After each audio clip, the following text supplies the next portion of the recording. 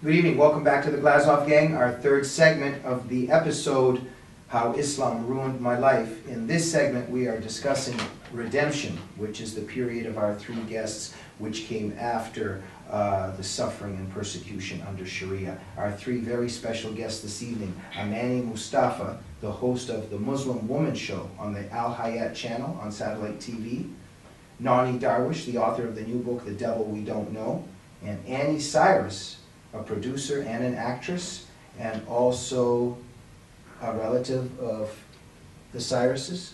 No. No? Okay. Are you sure? Positive. Okay.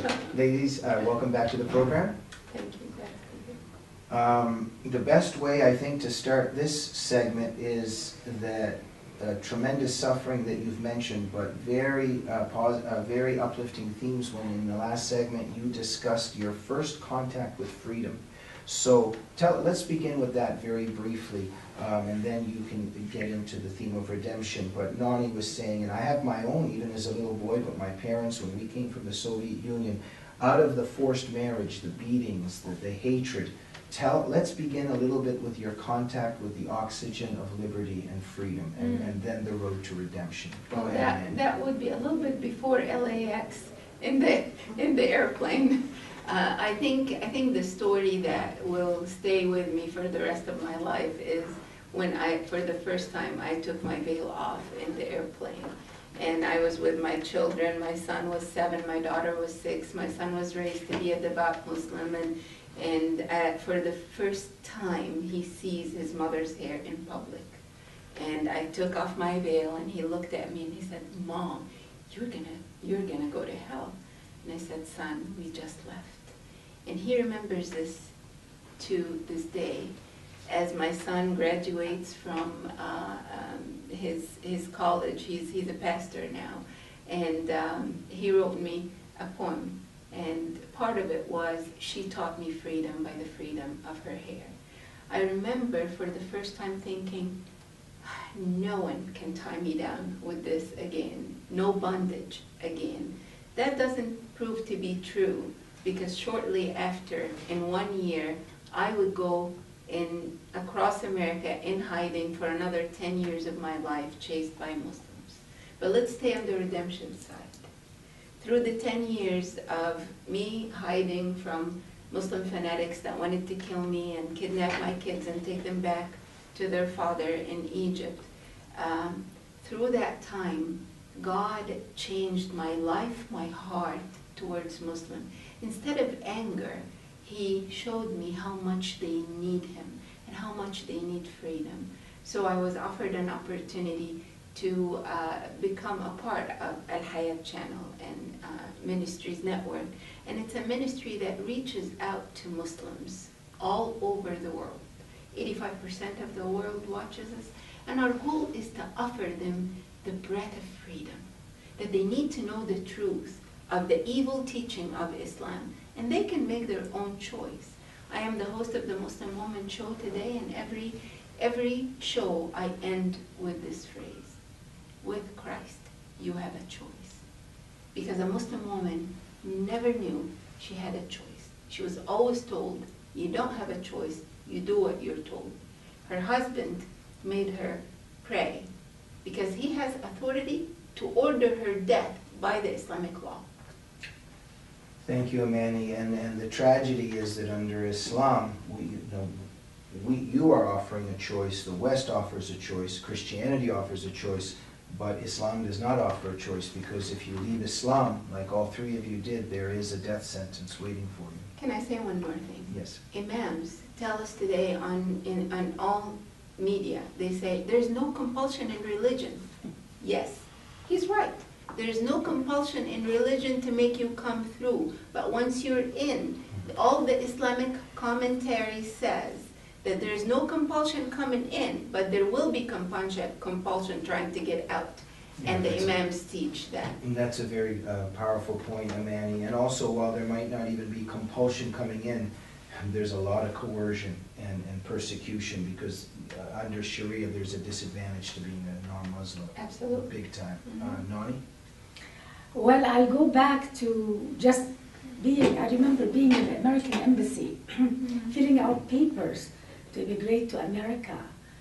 And I happened to see a woman who was working in the embassy, an Egyptian woman who knew me. She used to work with me as a journalist. And she saw me and my Christian husband, who was not my husband at that time, but she knew I was going to marry him in America. And she told me, is he going to convert? She was behind the counter and she knows that they recorded maybe here. She told me, can you go to that corner there? I went to the corner of a room in the embassy, and she came from behind the counter, went to the corner of the room behind me, and she said, is he converting to Islam? Do you have a paper that tells him that? This is against the American. I mean, she would be, fired on the spot. And here she was threatening me that she was going to delay my immigration papers. And I had to say, yes, he converted. I promise he converted to Islam. I promise I'm going to stay a Muslim in America. I had to practically beg her, and I almost cried, and I was crying because she had my whole life in her hands. She could tear my papers inside. How would I prove it? And finally, my immigration papers came. I put myself in a taxi with actually a driver that used to be a driver of my father. He was very old by then, and he told me, I'll take you to the airport. And he drove me to the airport. As I was looking at the Egyptian public, I just felt so sad for them. They were so poor. And I left my country, and I was happy. And I was sad for the people I left behind. I landed in America, and I didn't have a much cultural shock, but the first thing I knew, I was a secretary. My first job in America was a secretary. And I was walking in the hallway of my job, and I saw a sign, and that sign was saying, this institution does not discriminate against you according for race, gender, national origin, or religion. And I read it and reread it and reread it. It didn't sink in. I'm now equal to men. I'm now equal to men. What a privilege. And then my boss, I compared him to my boss in Egypt. And what a difference. My boss in Egypt was arrogant. He treated everybody like a slave. And here is my boss in America playing games with me. He got a board game to play with me at lunch break. What a difference. And it took me a while to enjoy the freedom of America. But above all, what really blessed me and redeemed me was now that I'm a Christian and that I believe in Jesus Christ. The Judeo-Christian culture did not only free me, it freed America. Thank you very much, Nonie. And our family has some very similar themes. And all I can say is I share very much this love of America, and one of my passions, and it's connected to a lot of anger, is the people that hate this country and want to destroy this country, and yet it's just a paradise compared to where we are all from. The four of us. Yeah, Annie, and I'm sure that resonated something in you, your first contact with liberty and freedom. Just before I answer that question, going back to what you just said, the reason they want to destroy this country is because if this country doesn't exist, we won't exist. We won't That's the only reason they want to destroy it. But I'm also referring to the left, but in some ways it goes full circle, absolutely. Go ahead, Annie. I think the first time I literally, truly believed that I'm free was when I got to Chicago, the first place I went to. And as soon as I walked out of the plane, I was still wearing everything because I went to Turkey and then from Turkey here, so it's still in a Muslim country. Somebody actually, one of the immigration officers told me, it's Chicago, it's really hot here. I got here in August. Would you like to take your hijab out? I looked at him thinking he's kidding me. And he was like, you're in the United States.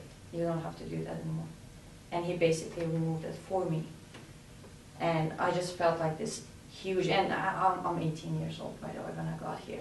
I just felt like this huge weight was lifted off my shoulder. And he was like, do you want me to help you with your stuff? And he touched my hand, and I automatically went like, oops. And We he all felt repeated this way again, with saying, men. you're in the United States, you're okay. So that was that moment, that was it. I totally coped with the new life, which is freedom. Thank you very much, Annie. Before we leave, we have a few moments left. Let me ask this about the theme of redemption and how we approach our painful past. I must say that also as a person that was raised Christian and I'm part of the Christian faith, I believe in Jesus Christ, but I'm not sure how I've dealt with forgiveness. I will be honest, in terms of Stalin, in terms of Lenin, in terms of the Soviet system, what it did to my family, what it did to my people. I don't want to get into details, but if I had a gun and there were KGB around me, or if I could go into the past and somebody would ask me if Stalin was in front of me or if Brezhnev was in front of me, what would you do? Perhaps this isn't the time and place to discuss this, but I don't think I would be a very peaceful person in terms of facing the tormentors of my people, and I hate them.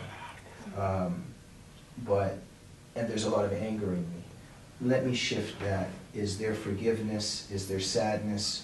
How would you deal with what I just said? Amani? I think my point of real freedom from the inside was the time that God really spoke to me about forgiving the people that have hurt me in my life, and it was my ex-husband specifically. I came out with a load of anger. I looked at myself, I was 30 at the time, and I looked in the mirror and I didn't know who I was looking at. And I felt like I was grieving the last, 15 years of my life and relationship with everybody. But right there, I understood that people make choices and there are consequences of our choices, and that God really forgave so much for me. And that was the time where he said, could you forgive part of what I forgave you about? And that's exactly where understanding of forgiveness just kind of opened up my heart. And I said, I remember saying this exactly, I said, God, I don't know how to do it, but I will forgive him for you. And this was freedom in my life. And also looking at the Muslim people that were chasing me and about to kill me and destroy my kid's life. And I thought, it's ignorance on their side, and they need someone to love them to the truth. I think there were two themes there. Forgive us our debts as we forgive our debtors, and also forgive them for they know not what they do. Absolutely. Right? Nonie? I think I lived with a lot of anger. First few years after I came to America, that I didn't recognize that I had anger inside me. I thought I forgot it. But now looking back at it, I had a lot of anger inside me. It took a few years for it to go away and fully forgive the culture that oppressed me. My family abandoned me when I left Islam. They no longer talk to me. I don't only forgive them, but I love them. And I'm now, I want to give back. I mean, I look at my culture without any more anger. Mm-hmm. It's almost like I just wish them the best. When the riots of the revolution happened a year ago, I looked at the people in Tahrir Square and I just felt so sorry for them. Because I know what they feel exactly. I know exactly what they feel. And Islam has robbed them of their humanity. And it's only through forgiveness that I am healed. I'm healed through forgiveness. And I'm praying for them. Thank you, Nonie. Annie? Sadness, anger, longings for revenge, or... I do have the anger. However, one day, about a few months after I got here, I decided not to think about it as much, because here's what I think. They wasted 14 years of my life. I'm not going to let them waste another minute. Thank you very much, Annie. And before we go, maybe 20, 30 seconds from each of you, although we're running over time. Ladies, I myself, something that we're all, it's a mystery, we're all tormented and ask these questions. And the brothers Karamazov, we know that Iron Karamazov very much struggled with innocent suffering, and he returned the ticket to God, because for him, one innocent child suffering, he rejected God because of that. Now, but as Christians, Annie, perhaps, I'm not sure what your faith is, maybe there is no faith, but you give us your philosophy on this, that there's also Jesus Christ suffering in our faith, there's innocent suffering.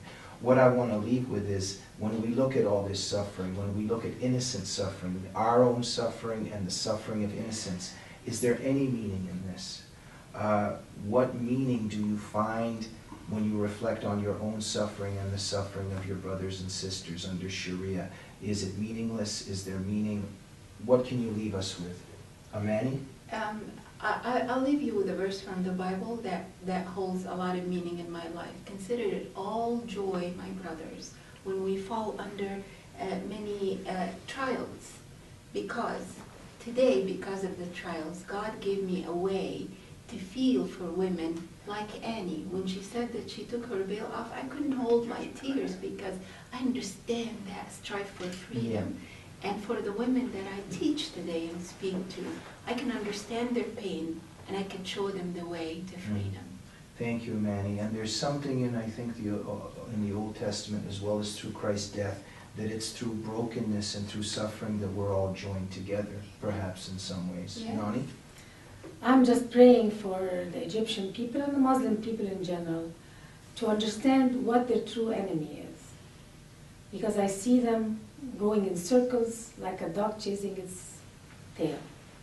And I just pray for them to understand what their problem really is. It's Islam, it's Sharia that's causing their problem. It's not America, and it's not Israel, and it's not bad luck. It's look at what your real problem is. It's the oppression of Sharia. But Nani, briefly please, in terms of your own suffering and the suffering that has occurred and continues to occur, do you find any meaning in it? Yes, this suffering made me who I am. I'm now committed to bringing out the truth. Yeah. I'm dedicating my whole life now to bringing out the truth, to helping apostates, especially people who left Islam, and I'm actively helping a few of them. Okay, Annie? To me, I think the point of it, personally me, is that now I appreciate every single opportunity that I'm given. But for other is the same thing as you said, is that now I know the feeling, I can touch it, I went through it and survived it, so I can help many people, whomever need help, I can help them to do the same thing, survive it, and have a life on their own. Amani, Nani, and Annie, thank you very much. You are three very special people, and not just survivors, but soldiers. Thank you for joining us. And thank you very much. Join us next week for another edition of the Glazov Gang.